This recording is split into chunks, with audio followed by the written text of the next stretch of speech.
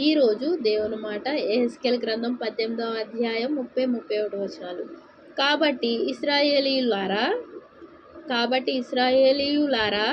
ఎవని ప్రవర్తనను బట్టి వానికి శిక్ష విధింతును? మనసు త్రిప్పుకొని మీ అక్రమములు మీకు శిక్షా కారణములు కాకుండానట్లు వాటినన్నిటినీ విడిచిపెట్టుడి. 31వ వచనం. మీరు జరిగించిన అక్రమ క్రియలన్నిటిని విడిచి నూతన హృదయమును నూతన బుద్ధియు తెచ్చుకొనుడి. ఇశ్రాయేలీయులారా మీరెందుకు మరణము నొందుదురు? ఇదే ప్రభువగు యెహోవా వాక్కు. 32వ వచనం. మరణం నొందువాడు మరణం నొందుటను బట్టి నేను సంతోషించువాడను కాను. కావున మీరు మనసు త్రిప్పుకొనుడి, అప్పుడు మీరు బ్రతుకుదురు. ఇదే ప్రభువగు యెహోవా వాక్కు. ప్రియమైన దేవుని మాట వింటున్న వాళ్ళారా, దేవుడు ఏం చెప్తున్నాడు? యెహెజ్కేలు గ్రంథం 18వ అధ్యాయం 30-31-32 వచనాల్లో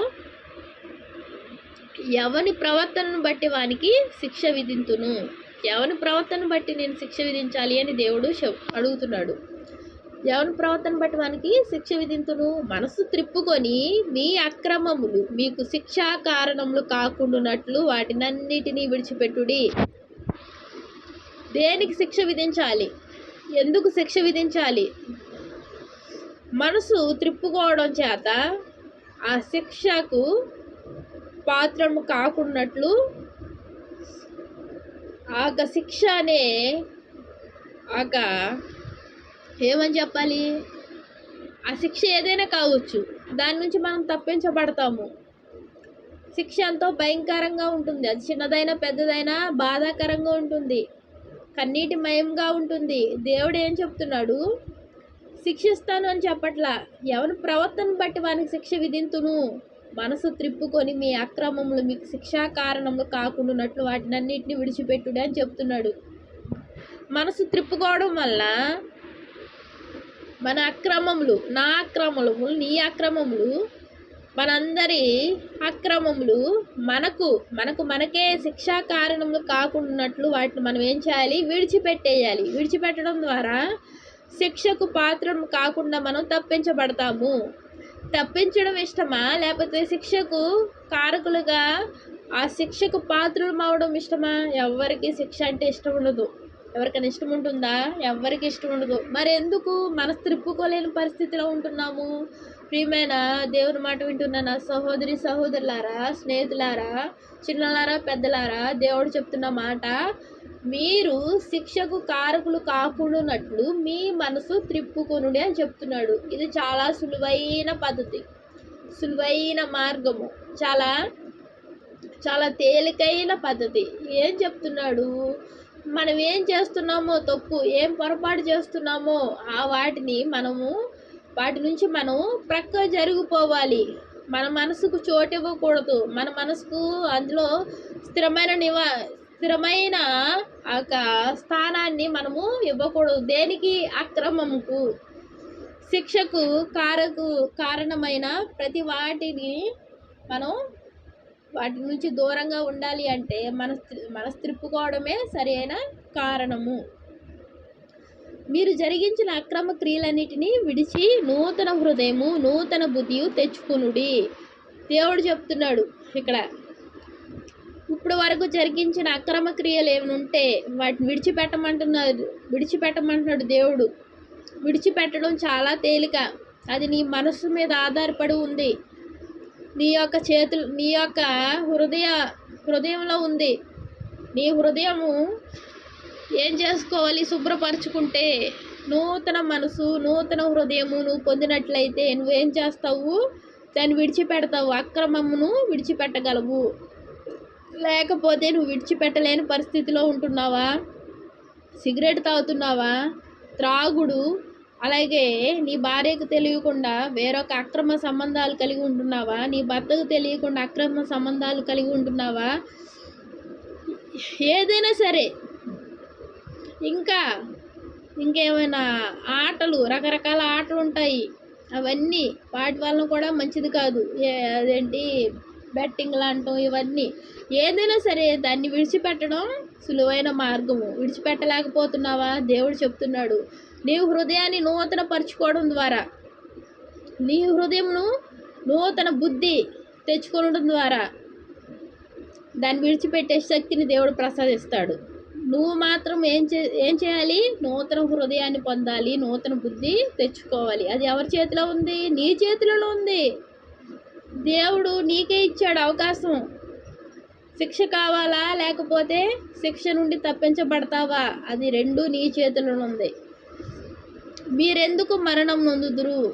ఇశ్రాయేలీయులారా, మీరెందుకు మరణం నొందుదురు అని దేవుడు అడుగుతున్నాడు. శిక్షకు కారకులైతే ఏమవుతుంది? మరణము. పాపానికి జీతము మరణము. ఎందుకు మరణం నొందుదురు? ఇదే ప్రభువు యెహోవాకు. మరణం నొందువాడు మరణం నొందుటని బట్టి నేను సంతోషించువాడను కాను. అయ్యో నా పరిస్థితి ఇలాగుంది, అయ్యో నా బ్రతికి ఇలాగుంది, అయ్యో నా జీవితంలో ఏమీ జరగట్లేదు, ఎటు చూసిన నిరాశే, ఎటు చూసిన నిస్పృహే, ఎటు కాలు పెట్టినా దరిద్రమే, ఎటు కాలు పెట్టినా మరలా ముందుకేసిన అడుగు మరలా వెనక్కి వస్తుంది. ఏంటి నా బ్రతుకు అని మరణాన్ని ఆశపడుతున్నావా? నువ్వు మరణం అవడం వల్ల దేవునికి ఏమాత్రము సంతోషం కాదు. బాధపడే దేవుడుగా ఉన్నాడు, సంతోషించే దేవుడు కాడు ఆయన.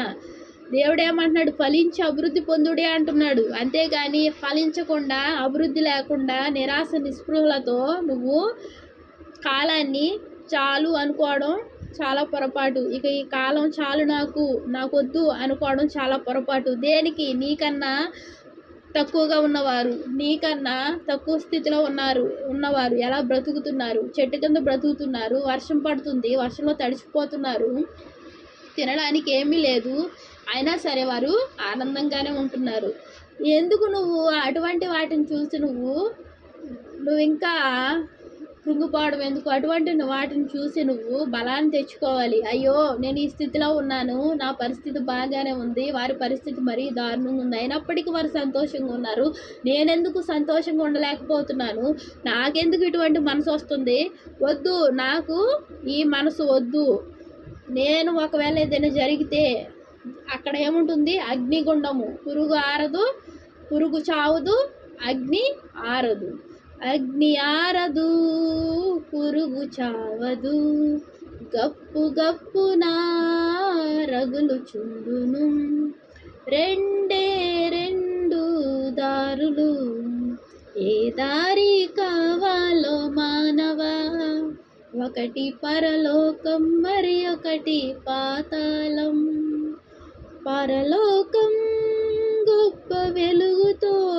ప్రియమైన దేవుని మాట వింటున్న వాళ్ళారా, నీకు పరలోకం కావాలి అని నువ్వు ఆశపడుతున్నావు, పరలోకానికి మార్గాన్ని నువ్వు సంపాదించుకున్నావు, పరలోకానికి నువ్వు పునాదులు వేసుకుంటున్నావు, అయినా సరే నువ్వు భీతి, నిరాశ, నిస్పృహతో కృంగిపోతూ, కృషించిపోతూ ఎందుకు నా జీవితం ఎందుకు అని నువ్వు నిరాశపడుతున్నావా? నా ప్రియమైన సహోదరుడా, ఏమాత్రం నిరాశ పడవద్దు. దేవుని వైపు చూడు. తండ్రి, నాయన, నేను జయించలేకపోతున్నాను, ఈ సమస్యను జయించే శక్తిని నాకు ప్రసాదించు. ఏంటి నా యొక్క జీవితంలో నీ యొక్క ప్రణాళిక ఏంటి? నా పట్ల నువ్వు ఏ ఉద్దేశం కలిగి ఉన్నావు? నేను ఎటు వెళ్ళినా ప్రభు నిరాశ నిస్పృహలతో నేను వెనక్కి తిరిగి వస్తున్నాను. ఇదేనా నేను నమ్ముకున్నందుకు?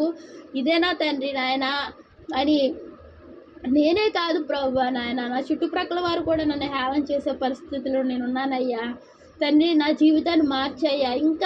ఇంకా నా హృదయంలో ఇంకా నూతన స్వభావం, నూతన బుద్ధి లేకపోతే నువ్వు అనుగ్రహించి నువ్వు నాకు ఈ రోజు నుంచి తండ్రి నాయన నూతన జీవితాన్ని ప్రసాదించని నువ్వు దేవుడిని అడిగితే నీ జీవితం నూతనంగా మారుతుంది. నువ్వు ఎంతో భరితుడివై నువ్వు దేవుని స్తుతిస్తూ దేవునికి సాక్షిగా నిలబడతావు. ఇది నేను చెప్తున్న మాట కాదు, దేవుడు చెప్తున్న మాట. ప్రియమైన దేవుని మాట వింటున్న వాళ్ళారా, పరిష్కారం అన్నది మనము ఈ లోకం నుండి చాలించడం పరిష్కారం కాదు. ఈ లోకంలో ఉంటూనే దేవుడు చేసే ప్రతి విధమైన కార్యాన్ని చూసి మనం బ్రతుకుతూ మన బ్రతుకును ముందు సాగించుకోవడమే దేవుని యొక్క కృప. అర్థమైందా? ఎన్నోసార్లు మా జీవితంలో కూడా ఎన్నో కష్టాలు, సమస్యలు అనే వలయంలో చిక్కబడినప్పటికీ నేను చూసేది ఎటువైపు? దేవుని వైపే. నా కుటుంబం చూసేది దేవుని వైపే, ఆయన వైపే. ఏదైనా ఆయనే. ఆయన మరణించడం ద్వారా ఆయన సంతోషించే దేవుడు కాదు. మనకు పరలోకం కావాలంటే మన జీవితంలో వెలుగుతో నింపబడాలి. మన యొక్క సమస్యలన్నీ పోయి ఆశీర్వాదాలకు పాత్రలుగా అయిన తర్వాత మనము ఆయన చేసిన కార్యాలను చూసి సంతోషించే వారంగా ఉండాలి. అది దేవుడు కోరుకునేది. అంతేగాని ఈ సమస్యలు ఉన్నాయి కదని సమస్యలో చిక్కుబడి పూర్తిగా లోకంలోంచి ప్రక్కకు జరిగిపోవడం కాదు. అది ఏమాత్రము ప్రయోజనం కాదు కదా. పైన వెళ్ళిన యుగాలు జీవించేది ఎక్కడ? మరలా రెండో జన్మంటూ లేదు. పైన ఉండాలి. అంతా పురుగు ఉంటుంది, అగ్ని ఆరదు, పురుగు చావదు, గప్పున రగులుతూ ఉంటుంది మంట. వర్షాకాలం లేదు, వేసవకాలం లేదు, శీతాకాలం లేదు. ఎప్పుడు నుప్పు కణాలు బగబగ మండుతూ ఉంటాయి. అందులో ఆత్మ కొట్టుమిట్టాడుతూ ఉంటుంది. ఆ పరిస్థితి వద్దు. మనకు పరలోకం కావాలి కాబట్టి, పరలోకపు తండ్రి మన అవసరాలన్నీ ఆయనకు తెలుసు కాబట్టి ప్రతి సమస్యను తీర్చి నిన్ను ఉన్నత స్థితిలో నా దేవుడు నిన్ను నిలబెడుతున్నాడు. నువ్వు ధైర్యంగా ఉండి, నువ్వు నమ్మి, నువ్వు విశ్వాసం అనే ప్రార్థన చేయగలిగితే ఈ క్షణమే, ఈ రోజే నువ్వు కార్యాలు చూస్తావు. ఇదే ప్రభువు యెహోవా వాక్కు అని దేవుడు చెప్తున్నాడు. అయితే మనం ఏం చేయాలి? నూతన స్వభావాన్ని ధరించాలి. ఆయన వైపు చూడాలి, ఆయన వెలుగును చూడాలి, ఆయన ఒక ముఖ దర్శనం చేసుకోవాలి, బైబిల్ చదువుకోవాలి, ప్రార్థన చేయాలి. చేయడం ద్వారా ఏమవుతుంది? నూతన స్వభావము, నూతన మనసు, నూతన బుద్ధి దేవుడు మనకు అనుగ్రహిస్తాడు. ఆయన యొక్క కాపుదలలో మనం ఉంటున్నాము. దేవునికి వందనాలు. ప్రార్థన చేసుకున్నాం. మహాప్రేమ గల తండ్రి, కృపగల దయామేడ సర్వశక్తిమంతుడా, నీకెన్నో వందనాలు, స్తోత్రాలయ్యా. మా పరిస్థితిని బట్టి ప్రభా నాయన నిరాశ నిస్పృహలకు లోనై జీవితం మీద విరక్తి తెచ్చుకునే పరిస్థితులను నువ్వు చూచావయ్యా తండ్రి. నువ్వు మాట్లాడుతున్నావయ్యా తండ్రి. నాయన నూతన మనసు, నూతన బుద్ధి తెచ్చుకునుడే అంటున్నావయ్యా. అక్రమమును విడిచిపెట్టమంటున్నావయ్యా తండ్రి. నీకెన్నో వందనాలు. నాలో మాలో ఇంకేమైనా అక్రమం ఉంటే, నీకు ఇష్టం కానిది ఏదైనా ఉంటే తొలగించండి అయ్యా. కృపగల దేవా యేసయ్యా తండ్రి, మేము ఈ లోకంలో ఉండి ప్రభా తండ్రి ఫలించి అభివృద్ధి పొందాలని నువ్వు ఆశపడుతున్నావు ప్రభా. ఫలవంతమైన జీవితాన్ని, అభివృద్ధి చెందే జీవితాలను మాకు ప్రసాదించండి ప్రభా. వాక్యం వింటున్న ప్రతి ఒక్కరిని ఫలించే జీవితంగా మార్చండి ప్రభా. ఇప్పటి వరకు ఫలవంతం లేకపోతే ప్రభా నాయన తండ్రి, ఇప్పుడు నువ్వు మాట్లాడావు కదయ్యా యేసయ్యా, ఈ రోజు నుంచి ప్రభా నీ కార్యాలను మొదలు పెట్టండి ప్రభా. గొప్ప కార్యాలు, ఆశ్చర్య కార్యాలు మా జీవితంలో చేసి ప్రభు నీ నామానికి మహిమ తెచ్చుకో తండ్రి. నాయన కృపగల దేవా, నువ్వు సహాయం చేస్తున్నందుకు వందనాలు చెల్లించుకుంటున్నా ప్రభుని. ప్రియరక్షకుడు అనే యేసుక్రీస్తు వారి నామంలో అతి వినయంగా బ్రతిమలాడి వేడుకుంటున్నాను తండ్రి. ఆమేన్ ఆమేన్. అందరికీ ప్రైజ్.